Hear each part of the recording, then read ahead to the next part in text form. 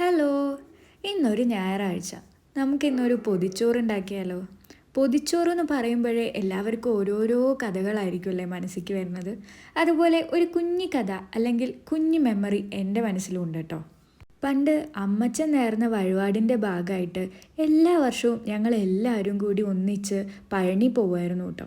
നാട്ടിൽ നിന്ന് ഡയറക്റ്റായിട്ട് പഴനിക്ക് ട്രെയിൻ ഉണ്ടായിരുന്നു കേട്ടോ. അതുകൊണ്ട് യാത്രയും സുഖമായിരുന്നു.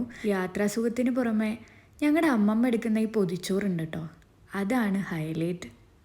അമ്മമ്മയുടെയും മേമ്മമാരുടെയും അമ്മയുടെയും എല്ലാവരുടെയും കൂടി ഫുഡ് ഒന്നിച്ച് ഒരു വമ്പൻ സദ്യ തന്നെ ആയിരിക്കും ഞങ്ങൾക്ക്.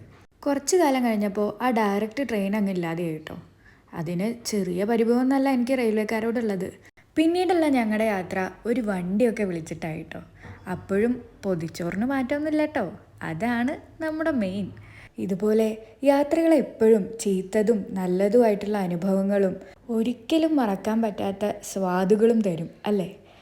അങ്ങനെ ആ സ്വാദ് ഓർത്തതിൻ്റെ ഭാഗമായിട്ടാണ് കേട്ടോ ഈ ഞായറാഴ്ച ഞാൻ ഈ പൊതിച്ചോറുണ്ടാക്കിയത്. ഈ കാണുന്ന ഇലയൊക്കെ ഞാൻ ഓൺലൈനിൽ ഓർഡർ ചെയ്ത് വരുത്തിയതാട്ടോ. ഇവിടെ നമ്മുടെ നാട്ടിലത്തെ പോലെ തൊടിക്ക് ഇറങ്ങിയ ഇലയൊന്നും പറിക്കാൻ പറ്റില്ലല്ലോ, അതുകൊണ്ട് അതും ഓൺലൈനിൽ അങ്ങ് വാങ്ങിച്ചു.